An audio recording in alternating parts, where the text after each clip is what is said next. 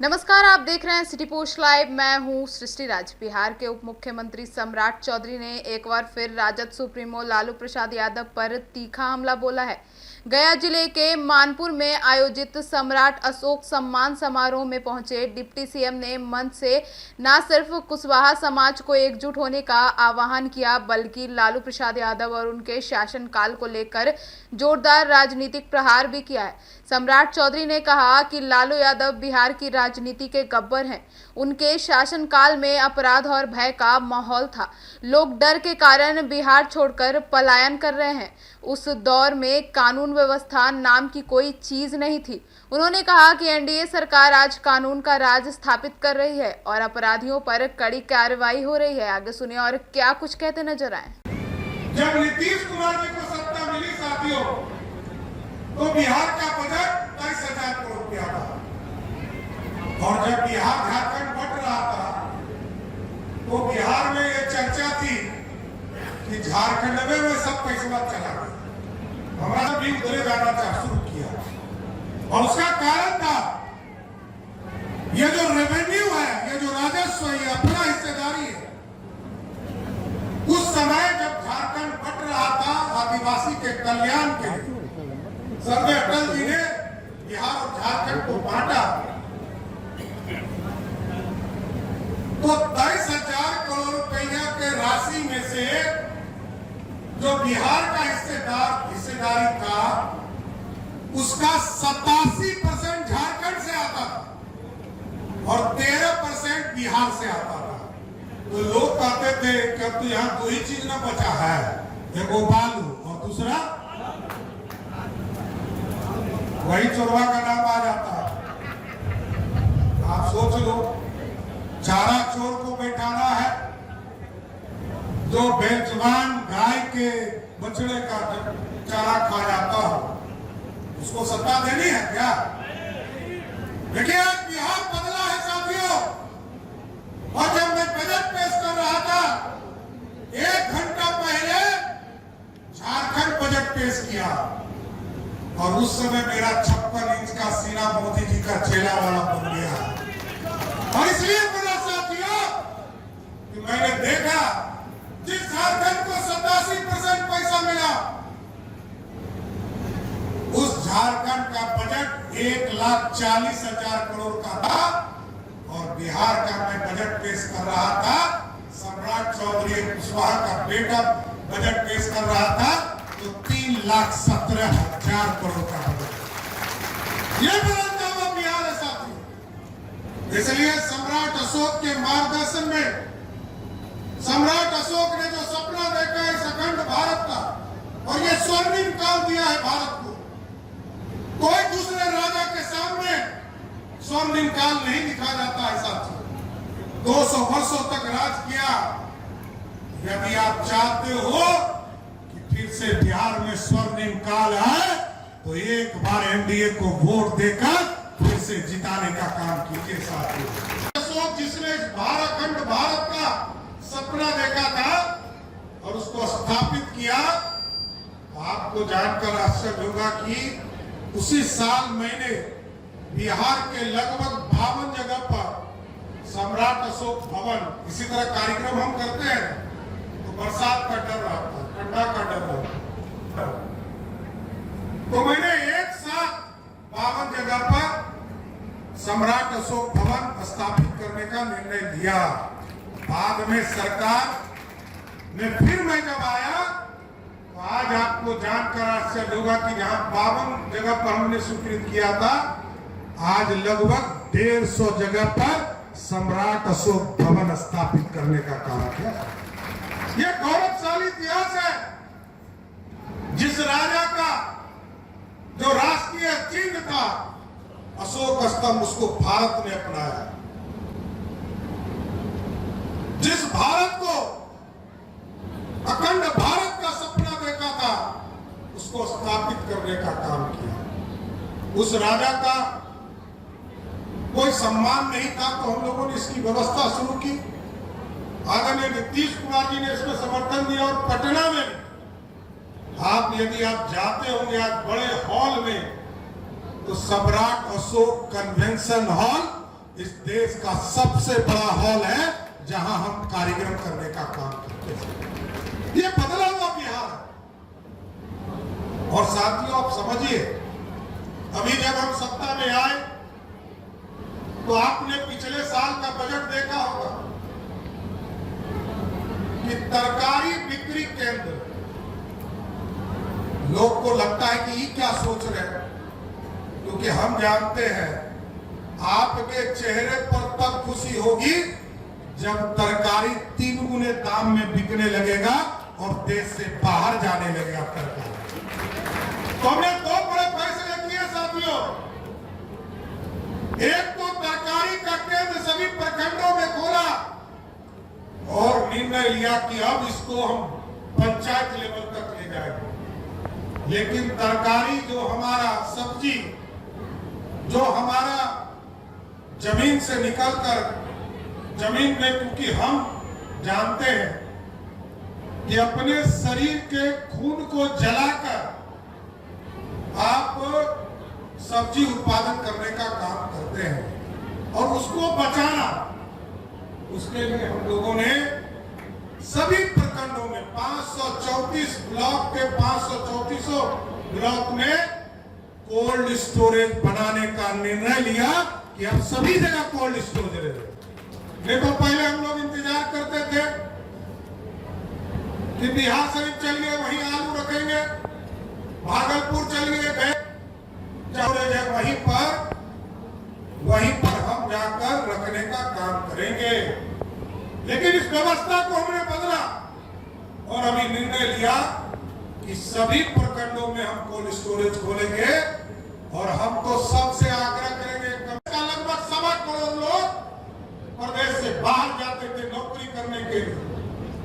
आज बिहार में इंफ्रास्ट्रक्चर का काम चल रहा है, कंस्ट्रक्शन का काम चल रहा है, कई यूनिवर्सिटीज बन रहे हैं, कई इंफ्रास्ट्रक्चर का काम कर रहा है। आपको जानकर आश्चर्य होगा कि जहां 1.25 करोड़ लोग बिहार से बाहर पलायन करते थे लालू जी के डर से, क्योंकि मैं तो स्पष्ट तौर पर कहता हूं कि बिहार का राजनीति का कोई गब्बर है तो उसका नाम है लालू प्रसाद, जिसने सबको डराने का काम किया। कोई कम्युनिटी हो, उच्च जाति के लोग हो, पिछड़े के लोग हो, लघु समाज हो, अत्यंत पिछड़ा हो, सबको किसी एक व्यक्ति ने डराने का काम किया तो उसका नाम है लालू प्रसाद जी, जिसने बिहार को डराने का काम किया।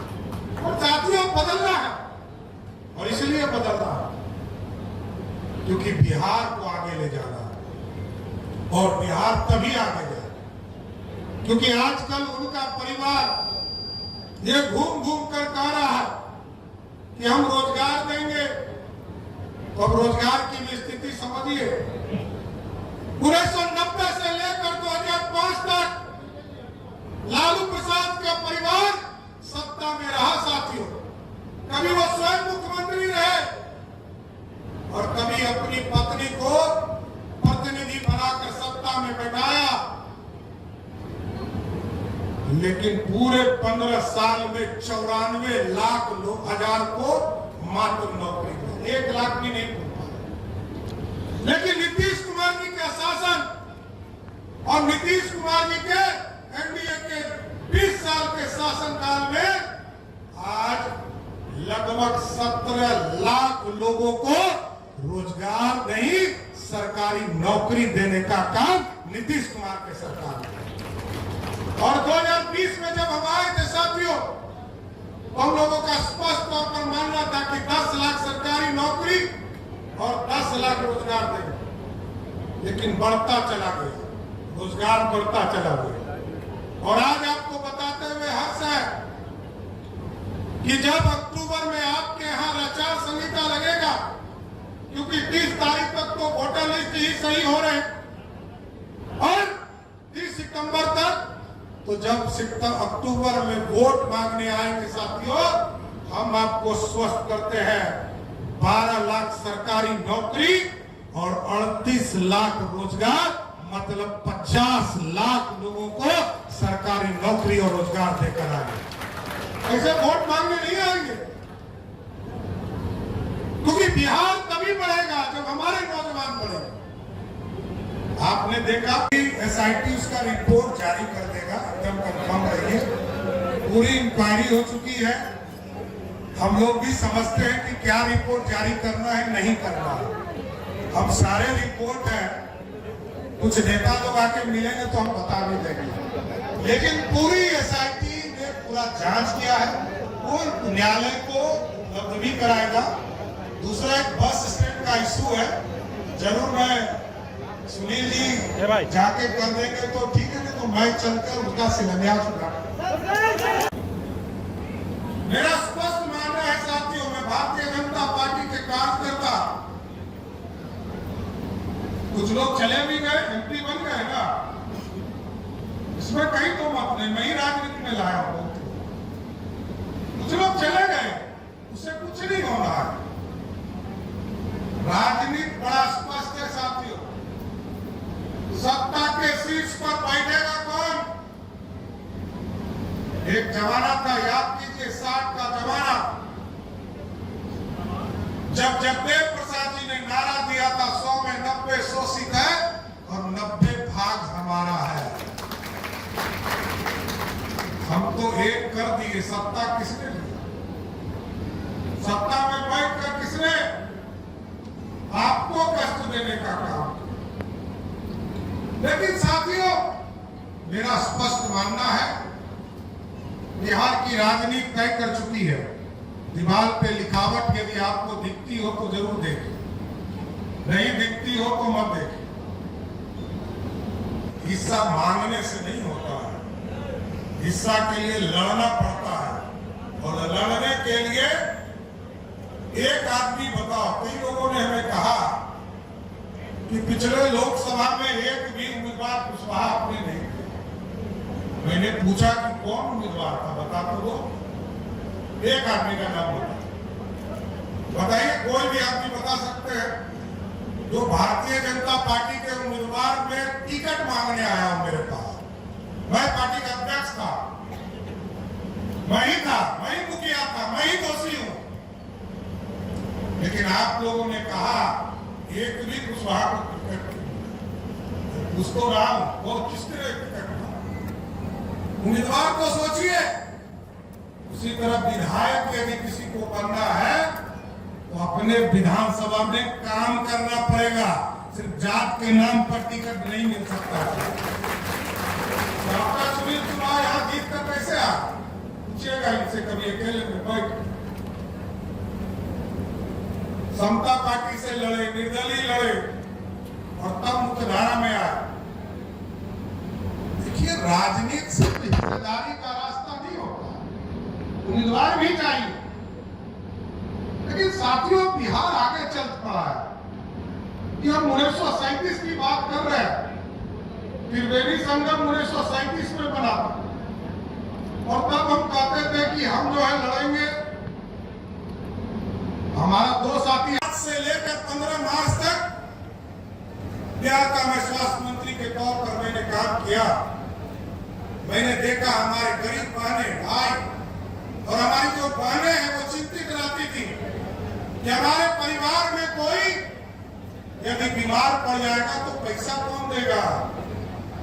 तो जब हमने ये फैसला लिया कि जिस परिवार को मोदी जी का अनाज मिलता है, मोदी जी और नीतीश जी ये गारंटी देंगे कि जब ये हॉस्पिटल में जाएंगे तो 5 लाख तक का इलाज मोदी और नीतीश कुमार करेंगे साथियों।